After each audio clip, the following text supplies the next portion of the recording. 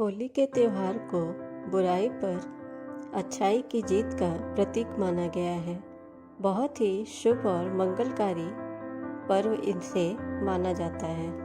होली के दिन हर प्रकार के पेड़ पौधे और जीव जंतु ये सब जागृत अवस्था में होते हैं, यानी जो भी आपकी मनोकामना होगी वो पूर्ण करने में मदद करते हैं। फ्रेंड्स, अगर दम है तो होली पर रात 12 बजे इस पौधे को छू कर आ जाना। धन छप्पर फाड़ कर आपके घर आएगा। दुनिया में कोई भी आपको धनवान बनने से नहीं रोक पाएगा। होली के दिन ये 5 पेड़ जागरूक अवस्था में होते हैं और इनमें से एक पेड़ को स्वयं भगवान नरसिंह देव ने जब हिरण्यकश्यप का वध किया था तब आशीर्वाद दिया था कि मैं तुम पर निवास करूंगा। होली का पर्व बहुत ही सुंदर पर्व होता है, इसलिए लोग ऊंच नीच, अमीरी गरीबी के भेदभाव को मिटाकर आपसी प्रेम को बढ़ाते हैं। होली को खेती और किसान का भी पर्व माना जाता है। इस समय गेहूं की बाली को अग्नि में भूना जाता है। होली उत्साह और उमंग से भरा त्यौहार है और खासकर विष्णु भक्तों के लिए यह त्यौहार बहुत ही मायने रखता है। होली के दिन विष्णु भक्त व्रत भी करते हैं। होलिका दहन के लिए लोग महीनों पहले से तैयारी में जुट जाते हैं।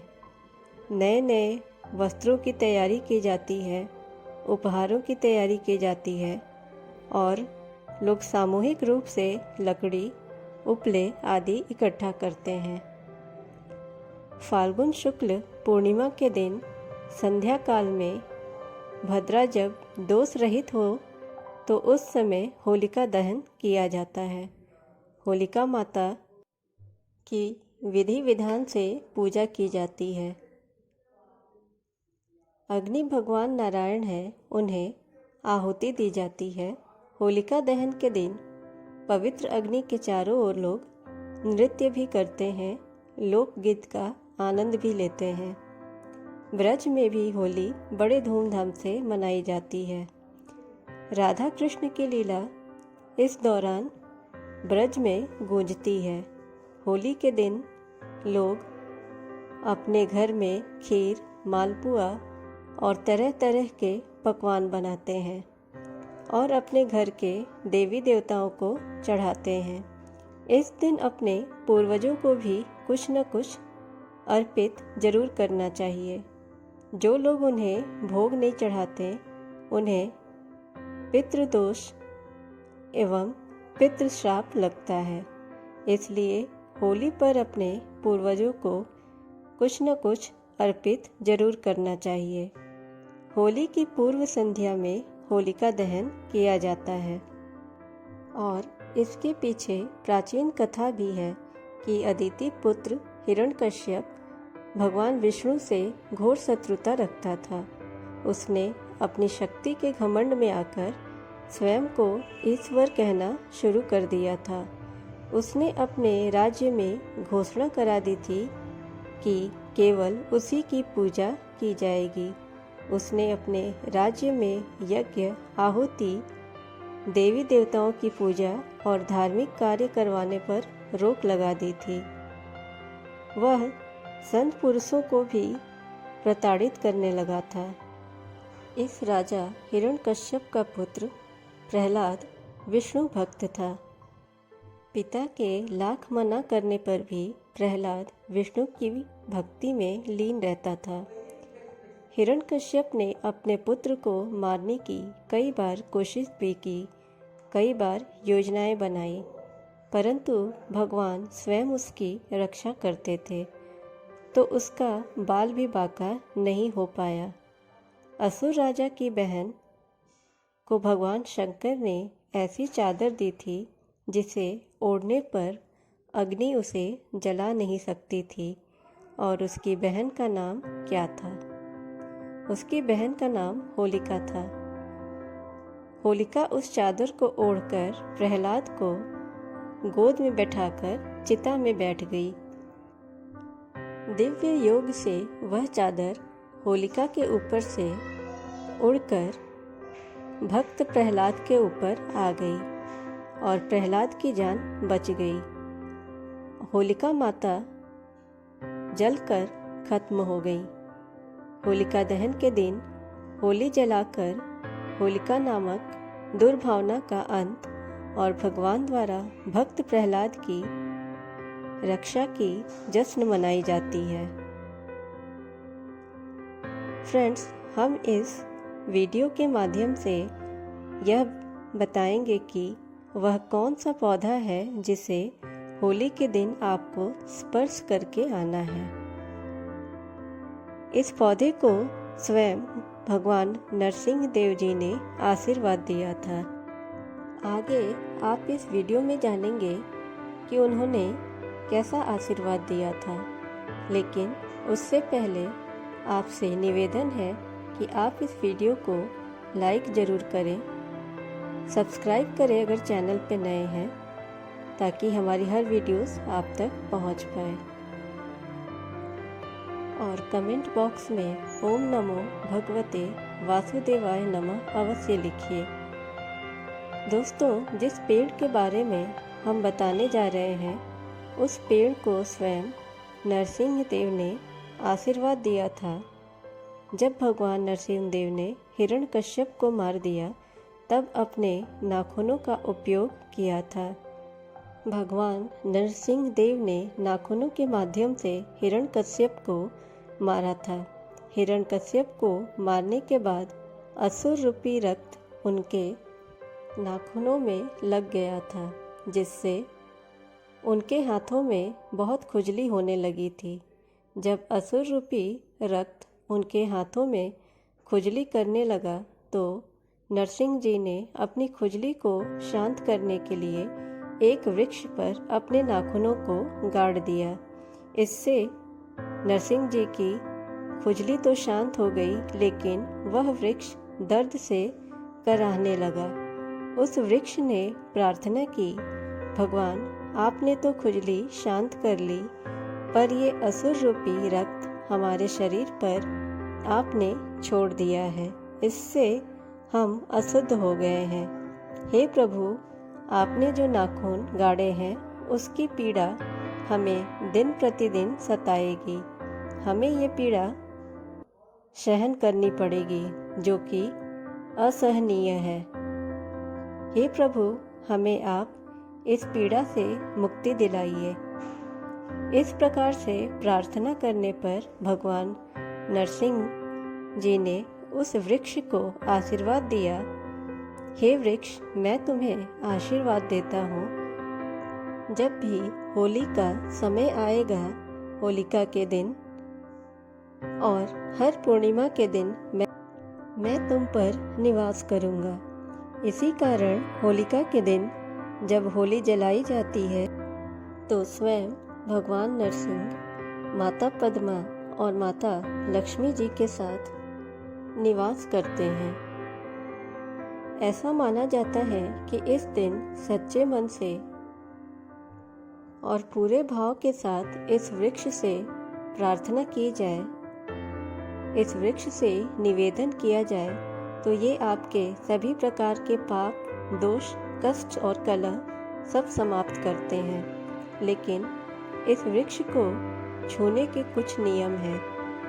इन नियमों का पालन करना जरूरी है, फिर आपको इसका 100% लाभ मिलेगा। इस वृक्ष को छूने से पहले आपको अपने घर से एक नारियल लेकर जाना है, साथ ही 5 बतासे ले जाना है। बतासे और नारियल और उसके साथ लाल रंग का कपड़ा या चुंदरी ले लें।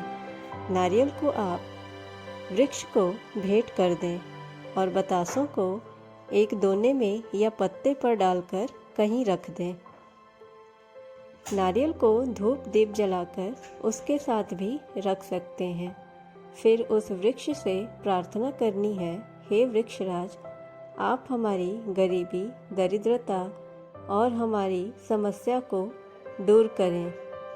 हे वृक्षराज, आज आपके ऊपर माता लक्ष्मी और भगवान नारायण जी निवास कर रहे हैं। मैं दोनों दिव्य शक्तियों से निवेदन करता हूँ, मैं उन सब से प्रार्थना करता हूँ कि आप कृपया पूर्ण रूप से हमारी गरीबी को दूर करें।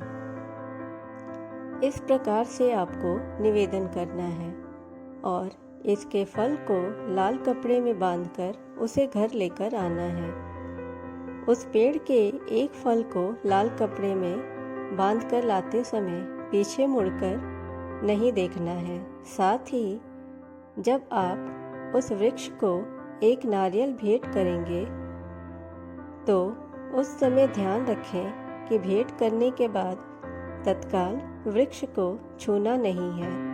पहले प्रणाम करना है। उस वृक्ष में निवास करने वाले सभी देवी देवताओं को, दैवीय शक्तियों को प्रणाम करना है। इसके बाद बोलना है कि हे वृक्ष, मैं आपको छूने जा रहा हूँ। कृपया मेरे अंदर कुलक्ष्मी का जो वास है उसे दूर करें। आप मुझे लक्ष्मी प्रदान करें। मेरे अंदर जितने अवगुण हैं आप उसे खींच लें और मुझे शगुन प्रदान करें। मेरे अंदर जितने पाप हैं आप उसे खींच लें और मुझे पुण्य प्रदान करें। इस वृक्ष को भगवान नरसिंह देव का वरदान प्राप्त है कि कोई भी व्यक्ति उसे छू लेगा तो उसके सारे पाप होली के दिन स्वयं यह वृक्ष खींच लेगा और उसे पुण्य आत्मा बना देगा। तो पहले उस वृक्ष से इस प्रकार प्रार्थना करनी है, फिर वृक्ष को छूना है। फ्रेंड्स, आप जानते हैं इस पवित्र वृक्ष का नाम है गूलर। गूलर एक ऐसा वृक्ष है जिसे साक्षात भगवान विष्णु रूपी नरसिंह देव का वरदान प्राप्त है। भगवान नरसिंह देव ने स्वयं इसे आशीर्वाद दिया था। ऐसा माना जाता है कि होली के दिन गूलर के वृक्ष को स्पर्श करके आया जाए, छू करके आया जाए और निवेदन किया जाए तो आपके अंदर के सारे अवगुण समाप्त हो जाते हैं। आपके अंदर में जो कुलक्ष्मी बैठी हैं वो भाग जाती हैं। आपके अंदर जो पाप है वो दूर भाग जाते हैं। आपने कैसा भी पाप किया हो वो पाप नष्ट हो जाता है। केवल उस वृक्ष को छूना है और प्रार्थना करनी है। इसके बाद उस वृक्ष के एक फल को लाल कपड़े में बांधकर घर लेकर आना है। आपको रात में 12 बजे के आसपास वहाँ जाना है। दम है तो ये उपाय करके देखें। दुनिया की कोई भी ताकत आपको करोड़पति होने से रोक नहीं सकती। धनी होने से कोई रोक नहीं पाएगा। स्वयं भगवान नरसिंह देव आपके सर पर आशीर्वाद का हाथ रखेंगे। आप विजयश्री को प्राप्त करेंगे, धनवान बन जाएंगे। अब फल लाने के बाद क्या करना है? उस फल को बिना किसी को बताए घर की पेटी या लॉकर में रख देना है। जहाँ पर आप पैसे रखते हो, धन रखते हो, तिजोरी या गल्ले वाले स्थान पर उसे रख दें। वहाँ पर ध्यान दें कि रखते समय कोई देखे नहीं। आपकी दिन दूनी रात चौगुनी तरक्की होगी। आपको चप्पल फाड़ कर धन मिलेगा। लेकिन याद रखें, जब भी आप ये उपाय करें तो उसे गुप्त रखें। इसके बारे में किसी को ना बताएं। कोई भी उपाय आप करते हैं वो तभी फलदायक साबित होगा जब किसी को उसके बारे में ना बताया जाए, उसे गुप्त रखा जाए। यहाँ तक कि अपने परिवार में भी किसी को ना बताएं। और टोने टोटके की दुनिया में सबसे ज़रूरी होता है विश्वास। इसलिए आप विश्वास रखें और उन्हें गुप्त रखें, लेकिन टोटके बिल्कुल सही तरीके से करें। जो व्यक्ति जितने अच्छे से उपाय करता है और उसे गुप्त रखता है वह उतना ही फलदायी होता है। उसे धन दौलत पैसा सब कुछ मिलता है, लेकिन इसमें विश्वास होना ज़रूरी है। अगर विश्वास है तो आप पत्थर में भी भगवान को देख सकते हैं, और अगर विश्वास नहीं है तो आपके सामने भगवान खड़े हैं, वो भी आपको पत्थर तुल्य ही लगेंगे। सो फ्रेंड्स, ये उपाय आप ज़रूर करें, इससे जीवन में परिवर्तन अवश्य आएगा। आपकी सभी मनोकामनाएं पूर्ण होंगी और आपकी गरीबी दूर हो जाएगी। सच्चे मन से कमेंट बॉक्स में जय श्री कृष्णा अवश्य लिखें। चैनल पे अगर नए हैं तो चैनल को सब्सक्राइब करें, नोटिफिकेशन बेल दबाएं ताकि हमारी हर वीडियोस आप तक पहुंच पाए। वीडियो को ज़्यादा से ज़्यादा लाइक एंड शेयर करें। मिलते हैं नेक्स्ट वीडियो में। Thanks for watching the video.